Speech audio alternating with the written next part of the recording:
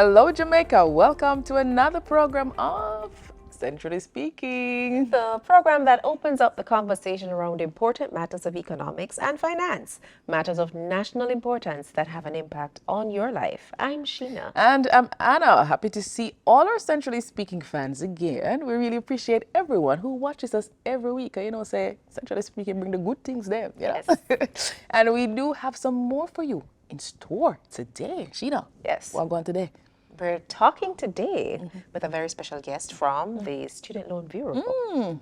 So, My place. as we aim to educate and inform you of the work of BOJ and other partners, today's show is no different. So we'll be talking to that very person from Student Loan Bureau, who is Nickeisha Welsh. Yeah, but before we hear from Nickeisha Welsh, we first want to hear from you. It is time for Street Check. Check. True or false, you do not need a guarantor to get a loan from the Student Loan Bureau. That's true. You don't need a guarantor. True. How you know that? Because I have persons that took out loans from student loan, and that's one thing I'm sure of. False, definitely. Because what if you can't pay back the loan? Who's going to pay back for you? True. I heard it on the news that it's not necessary, and it's a huge shift that it will benefit a lot more persons who aren't able to afford a student loan and who don't necessarily have a guarantor. True, because they said it on the website. True. So I wanted to apply in my first year, but I needed a guarantor, and I sent it to them that I needed a guarantor, and they said, you no longer needed a guarantor. True, because the government had abolished the guarantors needed in the last budget that was held in April. Actually, today's program is very meaningful for me because I actually benefit from a student loan. Oh. Yeah, when it closed out, it was closed out through a moratorium. Okay. Yeah, they were offering general moratoriums, and I paid out 30,000. How long that? A long time. But what do you think about student loans? I think they're very beneficial. I mean, especially for persons who are unable to access education at the tertiary level in particular. I think it has aided a number of people to progress. Yeah. Joining us now is Nickeisha Welsh, Executive Director of the Students Loan Bureau, SLB. She will be telling us about the work of SLB and any new exciting developments for our students. Nickeisha, welcome to the program. Firstly, tell us a little bit about the origins of the Student Loan Bureau and also how the Bureau is funded. All right, so the Student Loan Bureau was established in 1970, but incorporated in 1971. It came about with an agreement with the World Bank and the government of Jamaica. Okay. And in 1996, funds from those proceeds were transferred to the SLB, and then we have the loan management scheme. Okay. Now, today, the SLB is funded through two sources. It's funded through the repayment of a loan, through when you pay your interest, and also a portion of the education tax is sent to us from the Ministry of Finance to also support the loan fund. Who is able to access the student loan? First, once you are a Jamaican, you are eligible for a student loan. Once you are between the ages of 18 and 65, Yes. and you are accepted and enrolled at a tertiary institution, you can access the SLB. The SLB has 3 loan products. It's the targeted product, and that's the product that many persons are aware of. That's the product where when you go to school Yes. and you study, and then you go into repayment after graduation. Okay.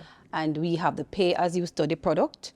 Now that is a new product where if you don't want your child to take the loan while they're going to school, a parent, a guardian, or a friend who is employed can take the loan on your behalf and pay currently. And that has a 7-year tenure with an interest rate as low as 6%. So that is a product that we are going to be pushing because I know many parents are not aware of that product. And we also support postgraduate studies. So if you're studying your master's, your PhD. This is new. It is new. It's roughly about 10 years. That's also new. We offer up to $1.8 million for persons pursuing postgraduate studies. Yeah, but And that interest rate is 9.5%, and you get 5 years to repay. Okay. So SLB is for everybody who wants to pursue tertiary education. Well, that's good to know. Yes, it is. All right, so if it is a loan, then that presupposes you need to apply. Yes. All right, so tell us a little bit about the percentage of persons who are successful with their application for the loan and the basis on which, or some of the instances that contribute to rejections for loan. Because of the product and the risk, because we're having persons who are leaving high school going into tertiary institution. So the criteria is not a lot. We currently have a 99% approval rate for persons who access the SLB. The reason for the rejection is if you are a returning student and your GPA is below 1.5, just 1.5, the SLB won't fund you. Or if your application is incomplete at the time of start doing your exams, then the SLB won't be able to fund you. Or sometimes we might find discrepancies, some 1 or 2 fraudulent applications, and that's the only way the SLB rejects you. It has been years since I've been familiar with the SLB, and I'm sure the institution and the governance arrangements have evolved and so on. So how are loans now dispersed?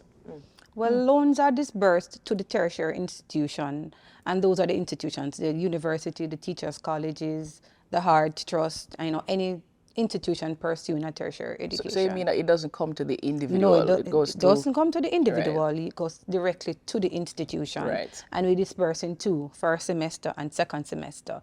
So for the first semester, the institution was sent to us to say, John Brown has registered, and this tuition for first semester is $200,000, and we disperse. And then second semester, John Brown is registered for $100,000, and then we disperse. So that is how we actually disperse the funds. Is there any cap on the amount that team members or students are eligible for? Yes, there is. We wouldn't want to have a cap, but in the current climate. So for the targeted product, the cap is $1 million per academic year.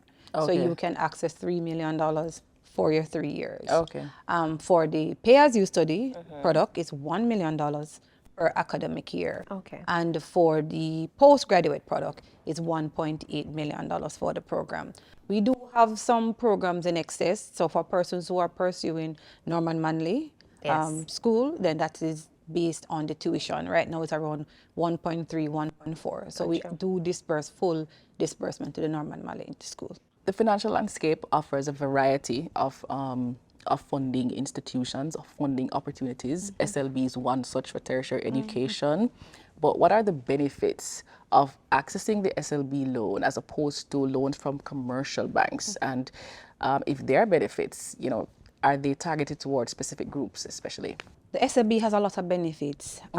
Firstly, we offer the lowest interest rate as against any financial institution because it's an unsecured loan. So for the targeted loan, one of the benefits for that loan is that you study now and you pay later. There's no other financial institution that offer that kind of facility.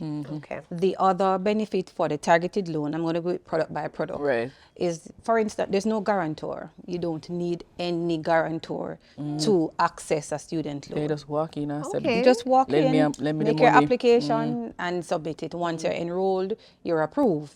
Under the targeted loan facility as well, once you are getting 2.5 GPA and above, you benefit from a 2% reduction in interest rate. So we start out with 7.8, which is the base. 7.8 interest. And if it's that you are doing well in school, your next year interest rate is going to be 5.8. And that is while in school. So that's an incentive. Yes, it's an incentive for doing well.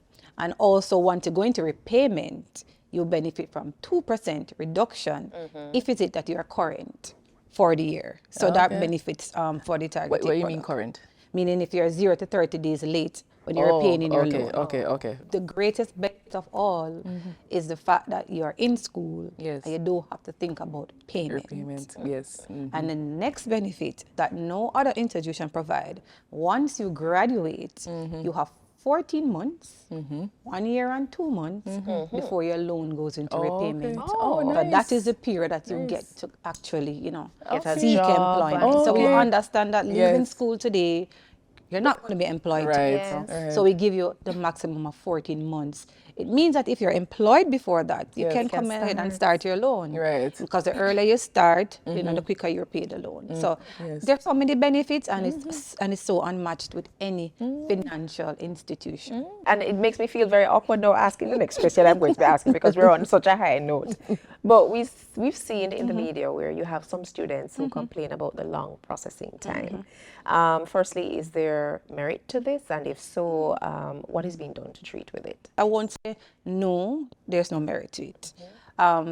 The process works when the application is complete. So many times students submit their application online and we're waiting for the contract document. So that contract is that I, John Brown, borrow $1 million and you sign it. Sometimes those documents takes a long time to come, and it's when the schools are barring them from doing exam, then the halls are flooded. I see. So you do have that. And they have an instance on our side because we have to get confirmation from the schools. Yes. When you send out the confirmation to say John Brown is enrolled, please send back the information. Remember, we're dealing with 36 institutions. Okay. So many times they take time to send that information for us to process it. Okay. And then we recently launched our new loan management system. And over the last 2 years, we have been, facing some challenges, but we're refining it. So we're not going to say that there's not a problem, but we are actively working on it. We just want to encourage students to submit their application on time, submit the information that we need so we can disperse the loan. You mentioned your loan management system. That would be a good addition to your process. But is there anything else that the SLB is doing to improve efficiency of the loan application process and further reduce the processing time? The loan management in itself is an end-to-end process from application to repayment to closure. Okay. So we just Nice. launched the first phase of that project. So that system would allow you to upload your documents, enter your information, get step-by-step notification of where your loan is in the process. Yes. And what we're working on to launch come next year is a digital signature contract, so you don't have to physically come into the branch to bring in your documents. The best part of the system is, which is coming soon, is the fact that you'll be able to access your loan, whether in moratorium or repayment, online.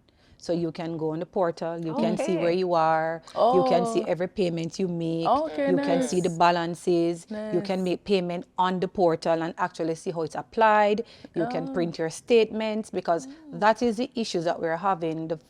Persons are complaining that they cannot contact the student loan and get timely information, and that is a fact. Yes. That is a fact. So this new technology will have less reliance on us, but be a self-serving capability. So I'm excited.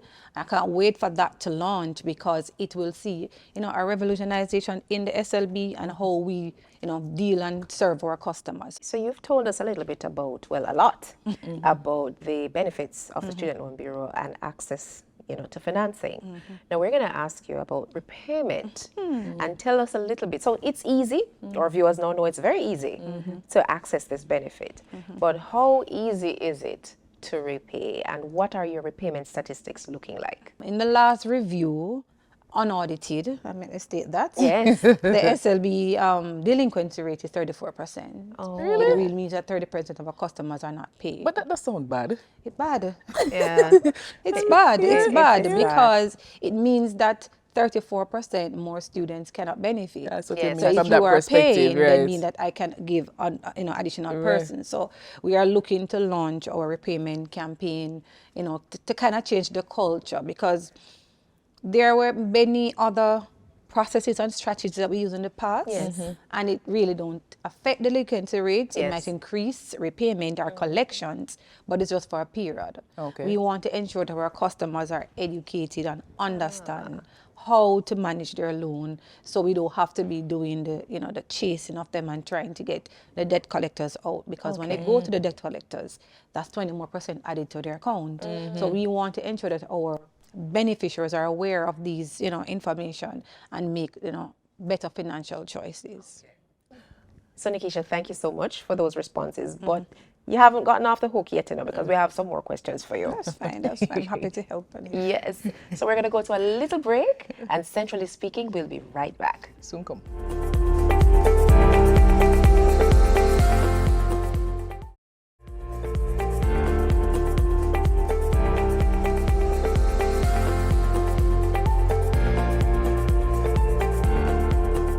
Welcome back to Centrally Speaking. We resume our conversation with Nickeisha Welsh, Executive Director of one of the most important institutions in Jamaica, the Students' Loan Bureau. Nickeisha, before we went to the break, you were telling us about the guarantors, the fact that a guarantor is not required, but that is a recent development, yeah?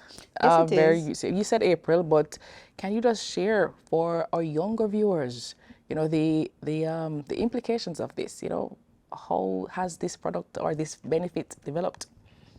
So over the years, when we interview or when some of the applications that are not complete, and when we, seek to find out, why are you not completing the applications, students will say that, they cannot find a guarantor. Right. It started with 2 guarantors, and we removed 1. And they're still having challenges with accessing somebody to stand or guarantee their loan.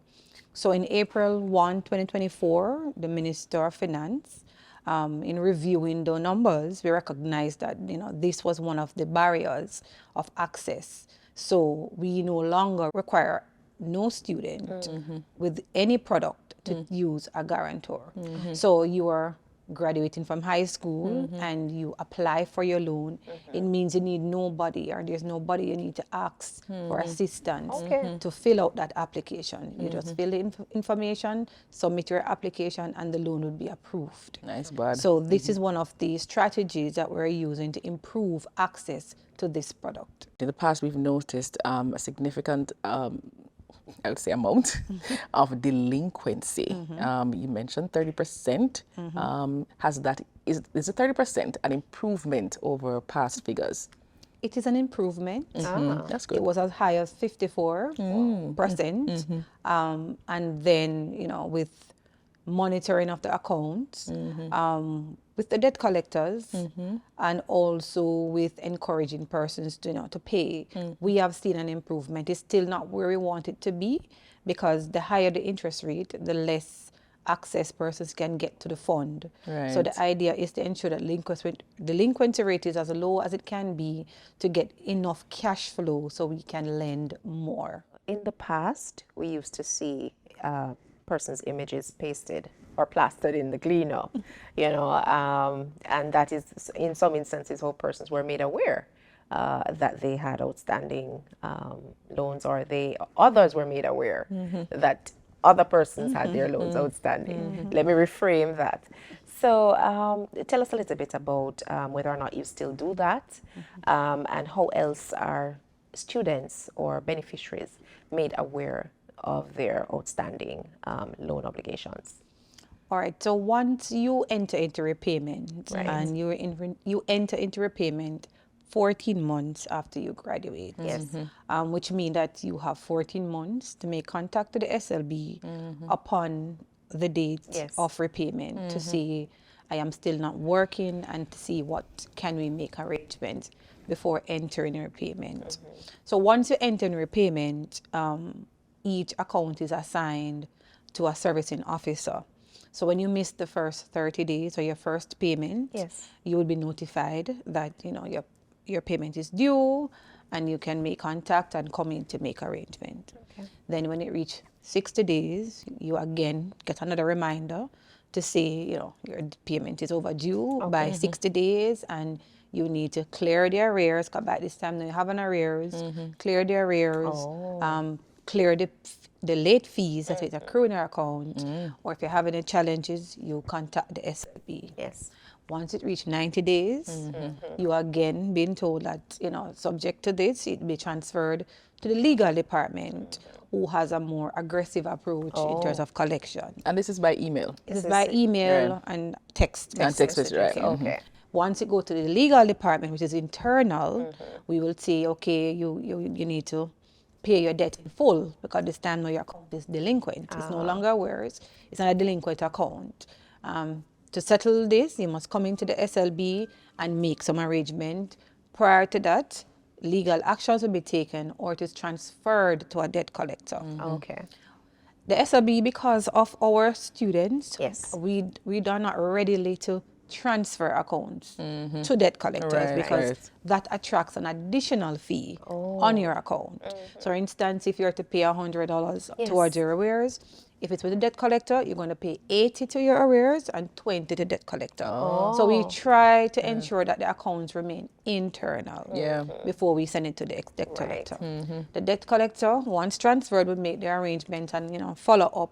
We know the debt collector techniques a little bit more aggressive than normal to say, okay, you need to make an arrangement. You can come with a payment plan. You have X amount of days to pay and so forth. At that time, the letters also went to their guarantors. So their guarantors is aware of the loan being delinquent or in arrears at the same time that the student is made aware. Once it is with the debt collector, then through various techniques and it passes a couple years, then at the time the SLB chose to use the mode of publishing persons because we thought at the time that was a more approach for a person to persuasive. say, more persuasive approach. I like that. So they can come in and clear because now that my neighbor knows, my friend knows, my employer knows. So that was the approach. Did that work? It worked to an extent where persons come in and close their account.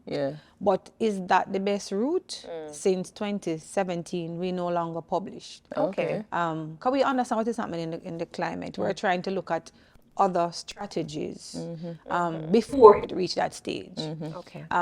So it is not at that time that they are notified. They have been notified. Sometimes the persons are posted in the Gleaner would have been 3 years delinquent, 2 years delinquent. It's not nobody current. 4 years delinquent, 5 years delinquent. It's a chronic delinquent customer that you see in the Gleaner at that time. So I'm going to piggyback on Sheena's example. That is Kadeen. We talk about Kadia now. So Kadia did lose her job in the pandemic, for example. She's not able to repay. Difficulty finding alternate sources of income. She doesn't want to go into default. So how would you advise Kadian to prevent a default account in the context of her not having consistent income at this time? In the pandemic, I'll speak to the pandemic. What we did a 3-month deferment, meaning customers were not required to pay any student loan for the 3 months. If you don't have a job after that, what we did, we looked at how we could arrange the account, whether by extension, which means you extend the tenure of the loan, of the loan, right? For her to at least can make some form of payment. And at that time you had the guarantor, so we relied or asked Kadian or Kadeen to work with a guarantor or somebody to see how best you can pay something on your loan. Now once you are making a payment on the loan, you're going to be in arrears because they're not paying the lump sum. But we will have monitoring mechanism internally so we don't bring that account to the debt collector. We will try to maintain it internally until Kadian is in a position now to start to make the regular payments and make arrangement to close the arrears. Any advice for a prospective student loan applicant and their families in making applications, and most importantly for those current beneficiaries in managing their obligation?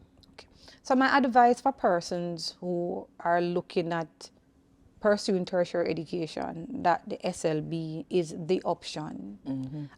Yes, we must admit in the past, there were some issues in terms of interest rate and repayment, but that has been, changed in the last few years, with a lot of policy changes that you may not be aware of. Firstly, there's no guarantor needed. So that is one burden in terms of, supporting your student. Secondly, the interest rate is very low. Persons med still that SLB, interest is extremely high, but you can get an interest low as 4% and as high as 9.5%. That's the highest. So when you're looking at your other financing options, that is available to you. Students need to invest in themselves. I believe I am a beneficiary of SLB, and when students invest in themselves, you'll see the product. So I know parents may be wary of, having their children or having the students take a loan, but it teaches them responsibility from as early as you can, irrespective of where you are, what you're earning. If you're not earning the amount that you think you can service your loan, pay something. Yeah. Once you pay something, when we're reviewing to look at how can we assist you, we can see that you are trying. Yes. You want to make an attempt, you want to make an effort. Yes. And then we look at many ways. SLB looks at various methods to ensure that you can afford it. Okay. So for repayment, it is something that you should take very serious because it will follow you throughout your life. Flexibility and opportunity. That is what the SLB provides. With Nickeisha's last response, we are out of time. Can you believe it? Thank you. We have been speaking with Nickeisha Welsh, Executive Director of the Students Loan Bureau, that is SLB. She has been sharing about some important information on the work and function of SLB. Centrally Speaking, we'll be right back after this break.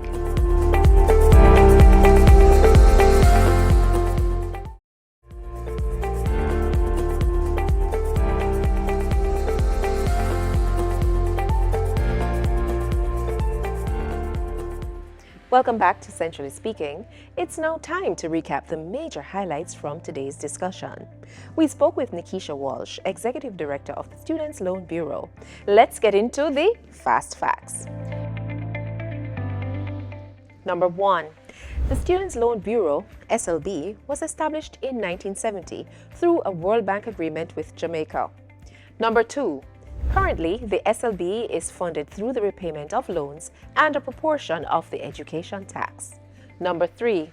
Any Jamaican between 18 to 65 years of age and enrolled in an approved tertiary institution is eligible to access a loan from the SLB. Number 4. SLB offers 3 product types for approved tertiary institutions, and each offers a combination of incentives within the range of 4 to 9.5%. Number 5, by 2025, all applicants will be able to fully submit applications online. And a bonus fact, there is no guarantor requirement for loans from the SLB. And that's it for our Fast Facts.